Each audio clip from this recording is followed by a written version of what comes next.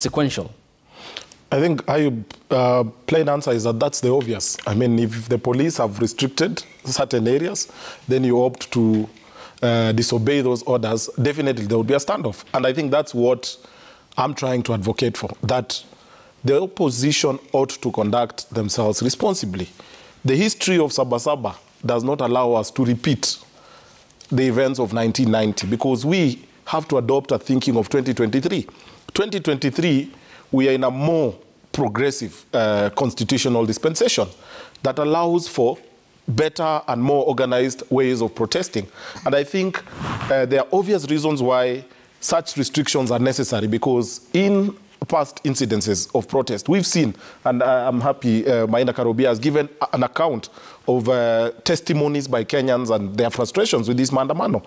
Yesterday I was seated somewhere and people were already declaring today a holiday because they're saying that they're not sure they would be able to drive their cars safely. They're not sure they would be able to open their shops safely, and they will not be vandalized. And those are the pertinent questions as to why Azimio needs to reconsider the kind of reorganization they're trying to do. I think all of us must be law-abiding citizens because one of the key tenets of democracy is the rule of law. So if there are provisions or guidelines provided for by the police to help, coordinate how everyone's life will be, then I think they ought to abide by it, because a march to the CBD will definitely have interferences. Ayub, the agitation by Azimio is towards a cause of championing for economic economic emancipation of some sort.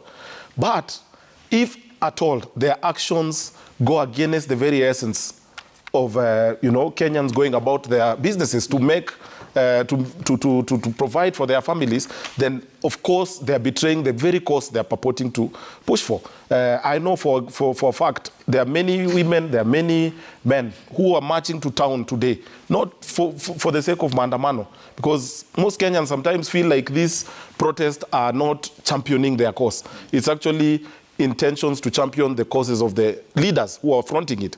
So what are you saying to these Kenyans? They want to go fend for themselves. So they march to town to come and sell, if you're a hawker, to come and do their normal hustles. Why do we want to interfere with the life of this person? So I think we should all be law-abiding.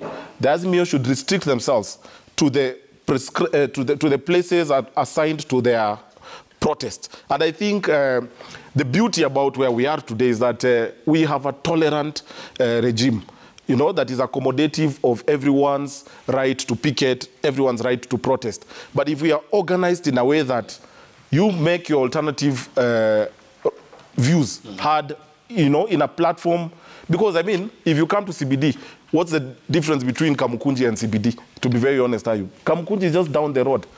So what's the significance of coming to CBD? The risk of coming to CBD is that you're going to see shops vandalized. Already, I watched in one of the clips, one young man saying that anyone who will open shop today must be prepared, because they will just come and help them by picking or collecting their products. What are you saying to these Kenyans? That today you go hungry because there is a protest. Are you helping or you're destroying? So I think, Ayub, what really needs to be key here, we should not actually be debating on where Azimio wants to go or where they should not go. But Saba Saba ought to be a commemoration reflecting on where Kenya ought to go. And where Kenya needs to go is, number one, significantly in the 90s, it was the young people who now were ushered into leadership, political leadership. And significantly, they championed for the opening of the democratic space. Okay. What we need today, as we commemorate Saba Saba, should be another opportunity for a transition in leadership, to allow for a new, fresh thinking.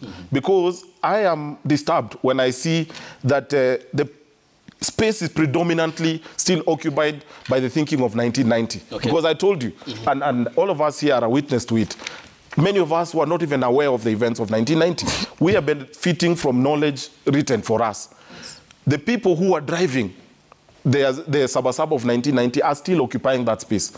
We are now here. We've gone through the process. Okay. So we are saying Saba Saba should be another opportunity for fresh thinking, for young people to come out, and I mean there are new avenues, better avenues for us to even express ourselves. Like, for example, the members of parliament who would be taking front row in this conversation have a better platform in parliament. So part of what I anticipate Azimio should be able to also provide is that as you give your ultimatums on what government needs to do, would want to also see what role are the members of parliament from Azimio playing in addressing the challenges facing Kenyans.